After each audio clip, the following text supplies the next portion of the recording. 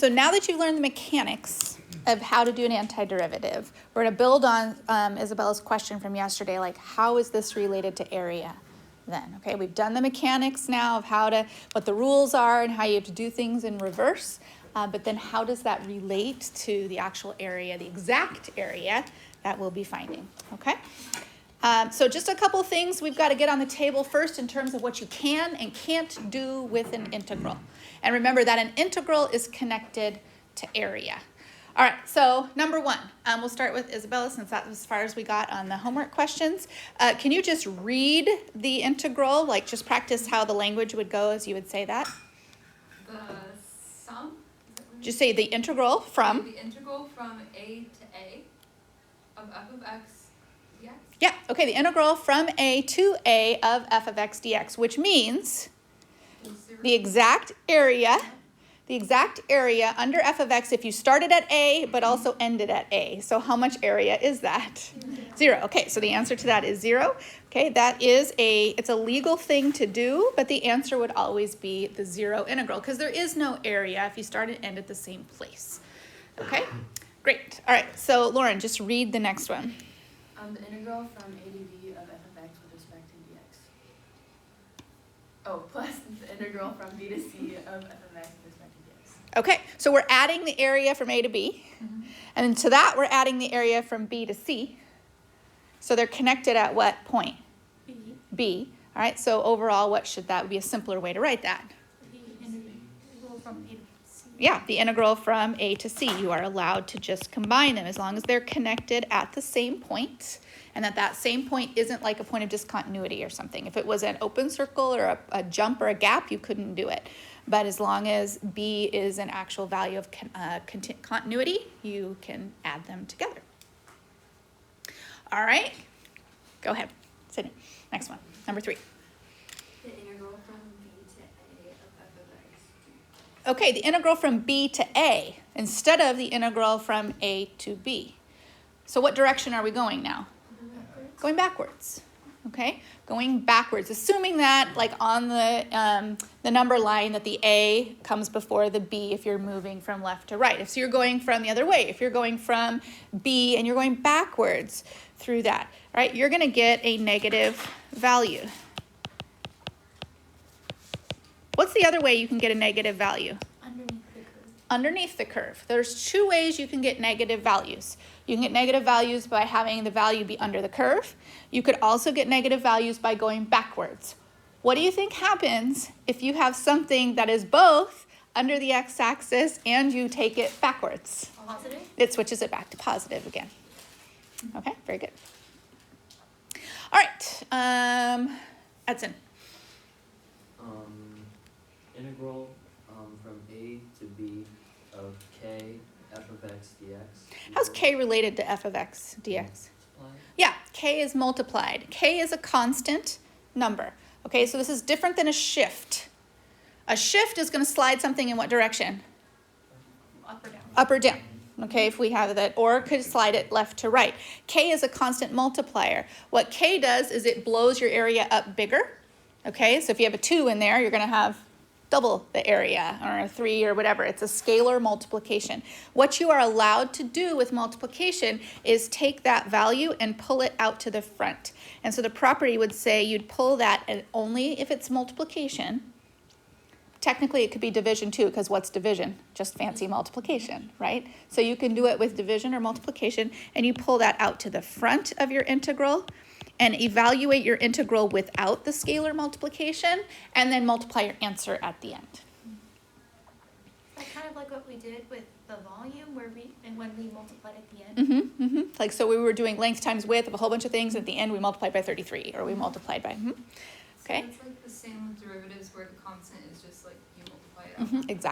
Exactly. And then the same thing would be true with a negative, because a negative is just a scalar multiplier, and you would pull the negative, and the negative would go out to the front, and you could have a to b of f of x dx. But you could combine that negative with the property of number 3. So if you're going to have a negative integral by pulling the negative out to the front, that would be the same as having a positive integral, but the bounds being going backwards. Okay, those are the exact same two things. So you can accomplish negative integrals if you're looking at something under the x-axis. You accomplish negative integrals by running backwards, or you can accomplish negative integrals by multiplying by a scalar, by a constant multiplying out front. What's the best way to write that? To pull the negative out to the front or to say b to a? I'm gonna say probably b to a, long-term and evaluate. It doesn't, there's no. Okay, number 5 is saying that you are allowed to add two different functions together, or you're allowed to subtract two different functions from each other, their area, as long as their bounds are the same. Okay, you can add the area of two functions together, or you can subtract the area of two functions together as long as the bounds are the same. So what this is saying is that adding and subtracting area is legal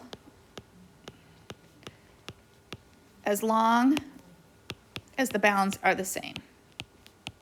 The bounds match, maybe would be a good way to say that. Okay, so if I'm doing the bounds on f, the f function, and those bounds go 0 to 2, and then my bounds on the g function go 0 to 3, I can't add those two areas together. That's illegal because they don't have the same bounds. But as long as they are, I can add or subtract. The one thing I want you to notice that you cannot do with integrals is there is no number 6 that says you can multiply and divide integrals. That would be illegal. You can do it with a scalar, with a constant, but you can't do an f divided by a g. Those are two functions. That doesn't exist because you can't. If you multiply one area and you multiply it by another area, think about dimensions. What's the dimensions of the first area? What units do we use? Square. And then if you multiply the dimensions by the other area, that's square. And if you multiply two squares together, now we're in the fourth dimension. Okay, and so in a physical sense, that doesn't exist, so that's not legal in integrals. Okay, adding and subtracting is, but multiplying or dividing is not. Okay, so then just one way that they might check to see if you understand what's going on. All right, so Kaylin, can I have you just read the first part there? Suppose integral of negative 1 to 1 of f of x via x equals 5. What does that mean? How Um, would you translate that? the area of the function between negative 1 and 1 is 5. Yeah, so do we know what the function looks like? No. No, the function's some squiggly kind of function. We don't know what it looks like, but we do know that its area is going to be 5. Okay, keep going. Integral of 1 to 4 of f of x dx equals negative 2. Okay, so same function, going from 1 to 2 has negative area. What does that mean? What happens in that region? At least part of it dips below the x-axis, enough dips below the x-axis to make the whole thing negative. SK, I prefer not in class. Okay, all right, last one. And integral of negative 1 to 1 of h of x dx equals 7. Okay, so different function. All right, so the first two were both f of x, so some sort of squiggly function f of x. But now we have a different squiggly function h of x. And again, we don't know what it looks like, but we know it has positive area from negative 1 to 1. All right, so the question is, can you find the integral from 4 backwards to 1 of f of x? Is that possible? Yeah. 2. Okay, and the answer would be 2. So since going from 1 to 4 is negative 2, then going from 4 to 1 should be the opposite. And so the answer to that value would be 2. All right, next one. Find from negative 1 to 4, if possible, of the f of x function. 3, Okay, why do you think it's 3? because from negative 1 to 1 is 5, and 1 to 4 is negative 2. All right, so are you allowed to combine those? Can you combine the 5 and the negative 2? Yes. Yes, because they're joining at what number? 1. They have the number 1 in common, and so that would be legal, and you would be allowed to do that. So you end up with 5 plus negative 2, which ends up for a total answer of 3. All right, how about the bottom one? Can you go from negative 2 to 2 of h of x if possible? No, Okay, why not? we don't know those numbers. We don't know what the graph looks like. Okay, so what trap are they hoping that maybe your mind will go into? What logic? Multiply 7 by 2. You think, well, from -1 to 1, h of x dx is 7. So if I go from -2 to 2, maybe I should come up with 14. Like if I double the bounds, do I double the area? Okay, that's false logic. It's false reasoning. Because you don't know what the shape of the h function looks like. It doesn't say it's symmetric. It doesn't say it's linear. It doesn't say it's cyclic. You have no idea. And so that would be a false conclusion to arrive at anything other than not possible. So this is not possible. Not that, here, let me, okay. This one, it's not possible. It's not just like you're going to multiply by 2. Just because you multiply the bounds by 2 doesn't multiply the answer by 2.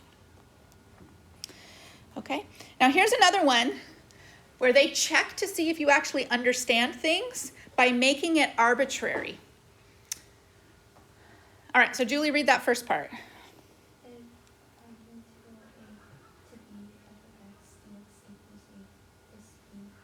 Okay, what does that mean?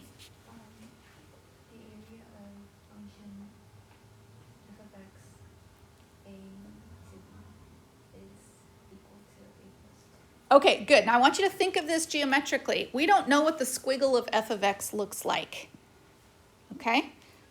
But we do know it's above the x-axis, so it's going to be some kind of function. I have no idea, but it's starting at a and it's ending at b, so it's irrelevant what the shape is, except that we know that that the area produced under here, so that this area here, that shape, is an area value of a plus 2b.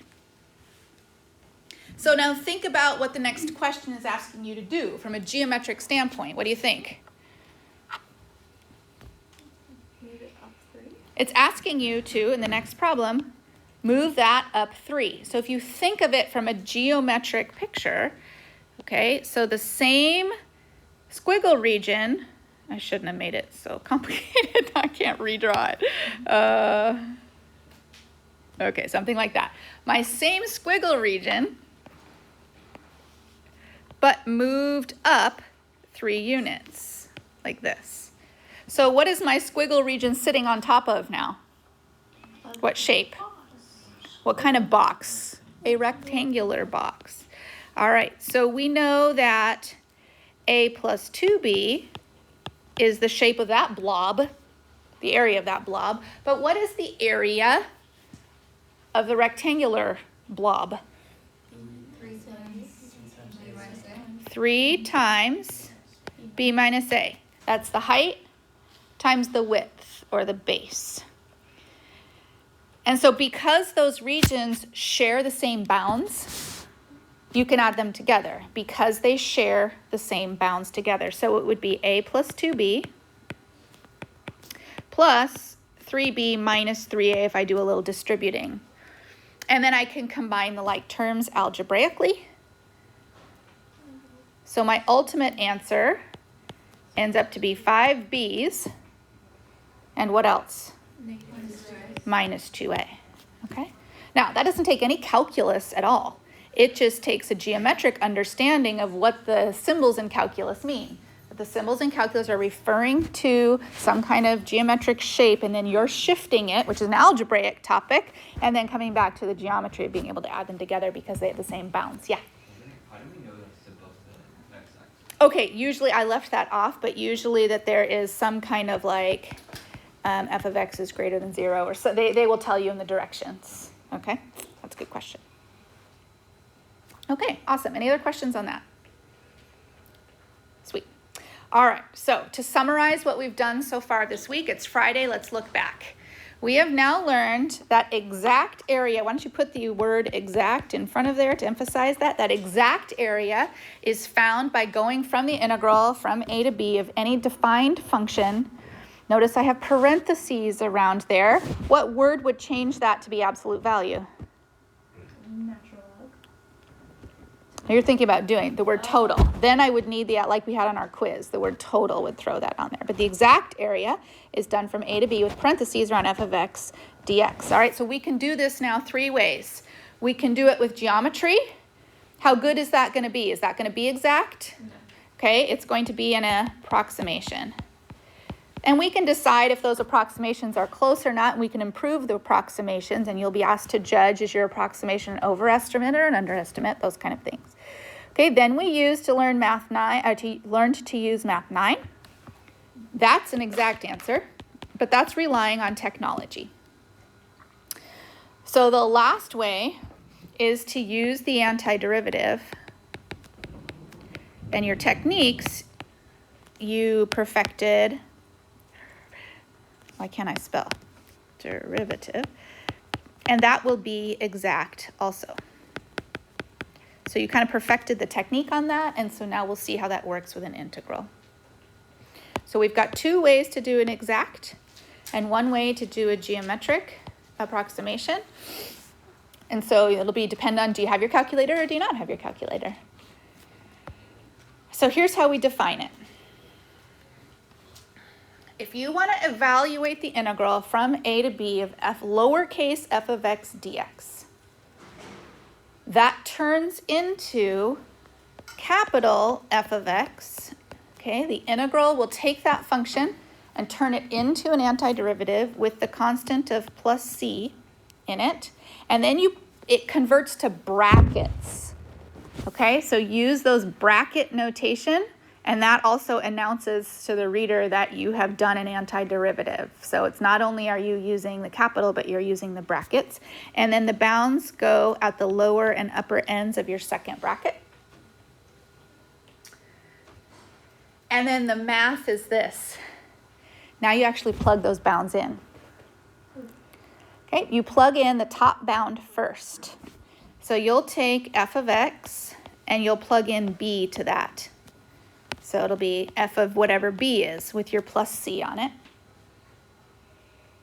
And then put parentheses around that because you've done it first. And we want, please excuse my dear Aunt Sally, so that we've got our parentheses grouped together. And then you're going to take the a and you're going to plug that into f of a plus c and put parentheses around that. And what you do is subtract the 2. So that's the mechanics on how to do that. You're going to plug in the upper bound first and then subtract what you're plugging in from the lower bound. So this is the most elegant way and the most exact way to evaluate an integral. Okay, we've done a bunch of rams, we've done simps, we've done traps, we've done geometry as we approximate, but this antiderivative is what Leibniz and Newton figured out is the exact value that would produce the area under that curve. So let's put this into practice. Okay, so evaluate from -1 to 3 the area under 3x squared plus 1 relative to the x-axis. And just be patient, we will get relative to the y-axis, but we're just sticking with relative to the x-axis for now. So now I want you to connect this to the visual representation. So you should always have kind of an idea. 3x squared is going to be a parabola. It does not have to be perfect, but it is shifted up 1. So just have kind of a ballpark idea that this is what it's going to look like. And we're going from -1 to 3. Oops. So something kind of like this. So it's not anything that is a perfect geometric shape. It's a parabolic shape. We expect the answer to be positive because everything's above the x-axis and we are going from left to right. So we expect the answer to be a positive answer. All right, so this is the proper way to show your work. So you start with the problem. In parentheses, equals a bracket to announce that you're doing the antiderivative. And now you evaluate the antiderivative. Okay, so what is the antiderivative of 3x squared based on all your practice from last night? X cubed. X cubed. Okay, plus. All right, and then what is the antiderivative of the number 1? X. And then I need a plus c as a constant, and then I close out my bracket, and then I put -1 as the lower bound and 3 as the upper bound. Then you continue showing your work with equal signs. So in the first parentheses, we're going to drop in what number first? 3. 3. Okay, we drop in 3 into the problem. So 3 cubed plus 3, and then add c to that. What do you end up with? 30. Okay, so 30 plus c. And then minus. Okay, and in this second one, I'm going to drop in -1. So I want to put in -1 cubed plus -1. Okay, -2, and then that has a plus c on it. And now you just do the algebra and you combine. What do you do with the subtraction between these two things? Distribute. So I end up with 30 plus c plus 2 minus c. So what happens? Okay, the c's cancel out. And what are you left with? And what does 32 mean? 32 is the square units of area under that curve. Now, I don't know if it's square feet or square meters or square centimeters. It's just the square units that are under that curve. And that's the perfect answer to that. What do you need, Evan? Isn't -1 cubed still -1? Mm-hmm. And then I'm adding another -1 to it. Remember, you're putting your -1 here. Okay, sorry. That's right. Okay. All right, any questions on that one? Okay, awesome. All right, here we go. Evaluate using an antiderivative and connect it to the visual. Now, we know something about sine functions, but we don't know something about sine 2x functions. So we'll kind of need to think about that a little bit. But let's connect it to our visual representation. So we've got the sine function that looks like this. Okay, and we are going from pi fourths, to pi halves. So we know 0 is here. We know pi halves is here. So pi fourths is right there. So we're just doing this little sliver wedge of area is what we're going for. And again, we expect this to be a positive number because above the x-axis, and we are going from left to right. We're going from pi fourths to pi halves. Okay, so we'll do our work. From pi fourths to pi halves of parentheses, the function sine 2x dx equals bracket. I'm ready for my work. It's always good to think about how you would do this derivative-wise so that you can figure out how you would do it with antiderivative. Okay, if you do derivative, what do you end up with? Cosine. And then what do you have to remember at the end of that? Multiplying by 2 for the chain rule. Okay, so our antiderivative doesn't end up with cosine. It ends up with negative cosine. And then what else do I have to remember to do? I have to divide by 2 because it's the reverse of what the chain rule would be. Plus c. And then going from pi fourths to pi halves. And then it's just a matter of then evaluating by plugging the values of your upper and lower bound in. So in parentheses, my first one is going to be negative cosine of 2 times pi halves. And that whole thing is over 2. And I'm adding c. And then I subtract the second value I'm plugging in, so that would be negative cosine of 2 times pi fourths over 2, and that has a plus c on it. So what happens when I multiply my 2 by each of those pi fractions? It's going to simplify, right? So I'm going to have negative cosine of pi over 2. And then the other one is going to simplify to the negative cosine of pi halves over 2. All right, so now it comes, shoot, I gotta remember my unit circle again. Okay. So what is the cosine of pi? -1. So this would be negative of -1 over 2. And then the cosine of pi halves is 0, so that would be -0 over 2 plus c, and I distribute my negative to both terms. So I end up with positive 1/2 plus c minus c, so just 1/2 is my answer. I was very careful right now. I showed every single little reducing, every single simplification. You can get a little bit more efficient in your work. Okay, you could do 2 things at once if you want, I don't mind, but you do always have to have, at least at one point, you got to show your plus c and another plus c at some point, and then you can show that they're gonna always, it's always gonna end up with a plus c and a minus c that will cancel each other, but at least once you have to show it. That's part of the rubric of scoring, that they give you that credit. Oh, did they show it at least once? Yeah. So they'll always cancel out. Yeah. You mean show it like that second to last step, or would the third to last step be okay?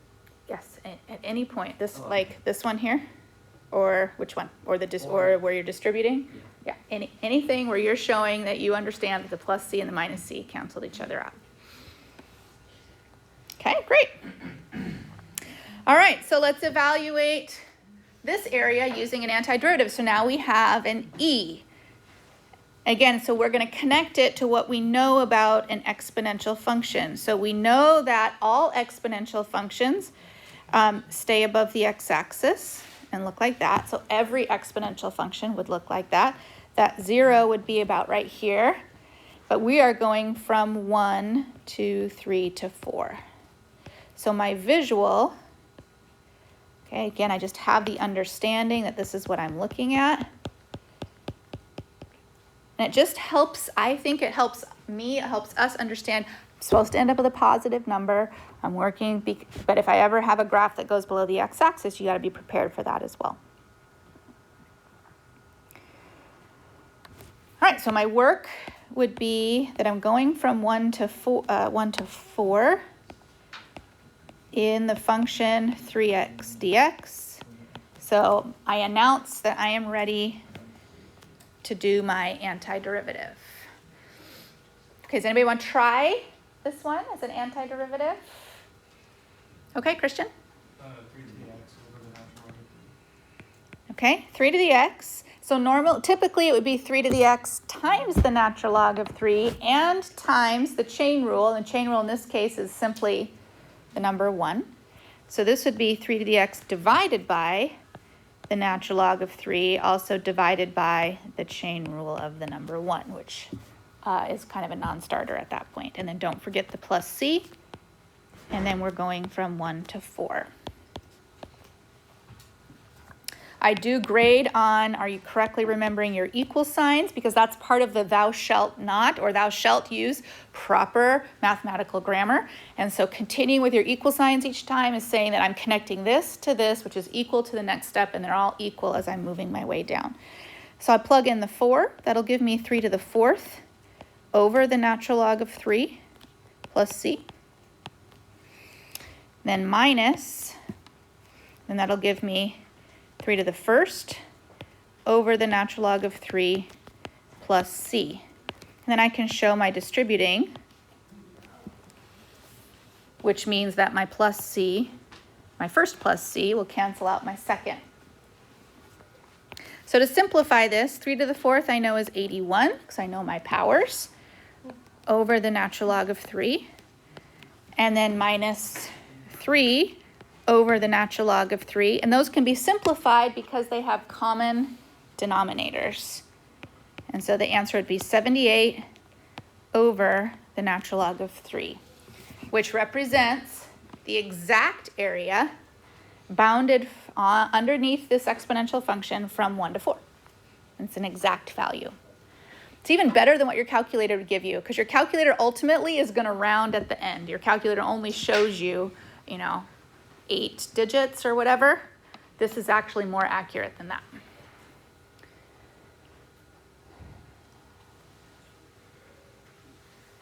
Okay, here's another example of an exponential.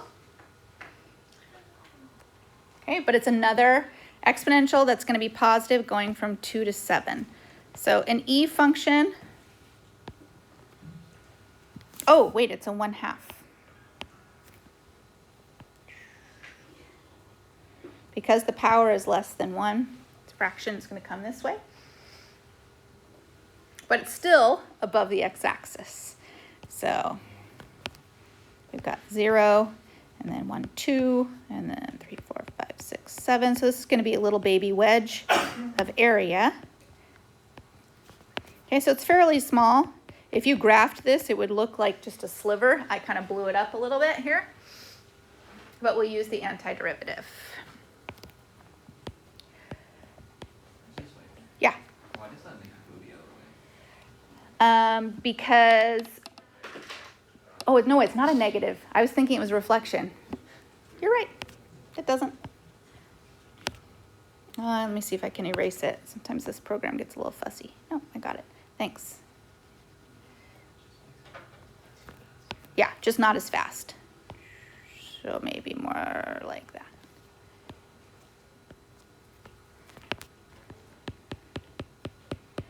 Okay. 2 to 7, parentheses, e to the half x, dx, announce my antiderivative. All right, anybody want to try this antiderivative? Rose, you haven't had a chance yet. Ooh. E to the 1/2 x over the natural log of e. Is it over anything else? Over 1/2. Over 1/2. Okay, Times 2. right, and there might probably be a better way to evaluate that, just a cleaner way to have it look. So the natural log of e, of course, is 1, and so it's probably cleaner to put 2 e to the half x, and then plus your c from 2 to 7. So then that would be 2e to the 7 halves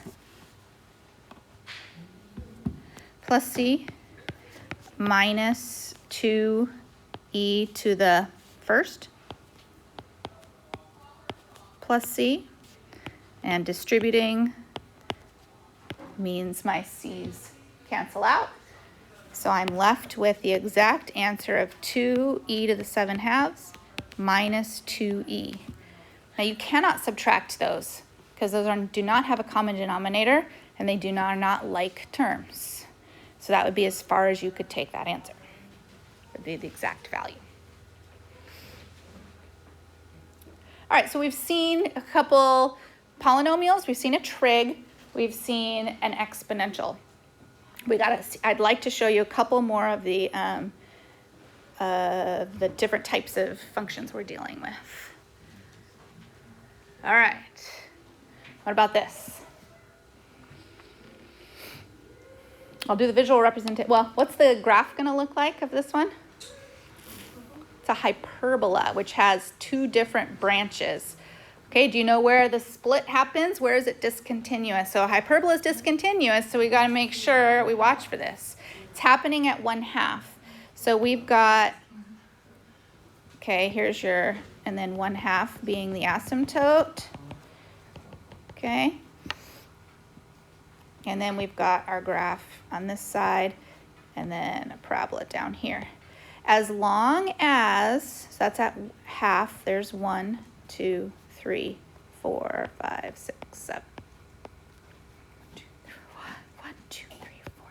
As long as your bounds are on one side or the other of the asymptote. If your bounds would be on one on each side, that'll be a problem because you have then the asymptote, which makes it discontinuous. But as long as you're on the same side of the asymptote, then you can find the area bounded between those.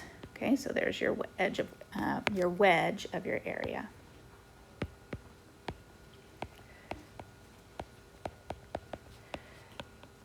Okay, now yesterday we talked about how we can use negative powers. If we used a negative power on this, what would the negative power be? -1.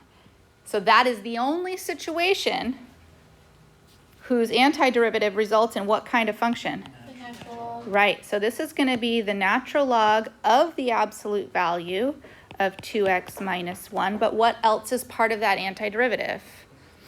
Times 2. Not times 2, that would be if I was doing, okay, but it's divided by 2 because I would have multiplied by the chain rule, and now I'm dividing by the chain rule instead. Plus c going from 4 to 7. So that's going to give me the natural log of, when I put 7 in, what do I get? I get 13. Do I need the absolute values anymore? Not on 13, I don't. Over 2 plus c. And then when I put 4 in, what do I get? I get 7 plus c. Distribute. Cancel the plus c's. Do you have to draw the arrows to show that it's distributing, or can you just like cross them out? You can just cross them out. Okay, do these have common denominators? Yes. So I can say that they're both over the number 2. And so it's the natural log of 13 minus the natural log of 7. And do you remember what happens when you try and subtract 2 natural logs? Okay. So this would be the natural log of 13/7 as a fraction, and that whole thing is divided by 2. Another way to write that, instead of dividing by 2, we could put the 1/2 in the front and say it's half of the natural log of 13/7. Okay, so all of those are considered equivalent answers. And on a free response question, all of those are fine. They're all equivalent. On a multiple choice, you might have to pick the right one. Okay, find the right one, but they would all be viable. All right, last one. Our timing's great today. All right, don't be afraid of when you look at that one. Hopefully that something's jumping to your mind right away. It's an inverse of something, okay? It's a negative. All right. Now, I didn't connect the visual representation because I don't expect that you know what that looks like as a graph, okay? But the other ones I do, parabolas, exponentials, I would expect. But this we can jump right to our antiderivative. All right, so if I'm going from 2 to 2 over rad 3, it's like, seriously, you expect me to do all this without a calculator? And the answer is yeah, because the numbers are all going to work out just fine. All right, so you've already correctly identified that as being the inverse of cosecant plus the constant c evaluated from 2 to 2 over rad 3. So that becomes the cosecant inverse of 2 over rad 3 plus c minus the cosecant inverse of 2 plus c.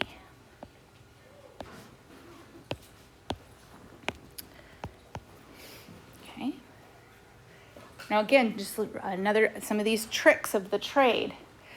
I don't prefer to work with cosecant. I prefer to work with sort of its partner trig value, which would be The sine. Okay, so I prefer to work with sine inverse. And if I'm going to do that, that's legal, but I got to change this to rad 3 over 2. Because I am just so much more comfortable looking at rad 3 over 2 than 2 over rad 3. But that means I can do the same thing for the other one. I can do the sine inverse, and instead of looking at the number 2, what would I be looking at? And I'm, again, much prefer that because those are on the unit circle, and I prefer to work on those. Now remember, inverse trig doesn't exist in quadrant 3, so you got to make sure you pick your right answer. So I want sine, which represents a y-coordinate, and a y-coordinate preferably existing in quadrant 1. Pi over 6. Try pi over 3. And then I want the y-coordinate also preferably existing in quadrant 1 if I can find one. Okay, that would be, that's pi 6. And I can work with fractions to get a common denominator. And so the answer will be pi 6.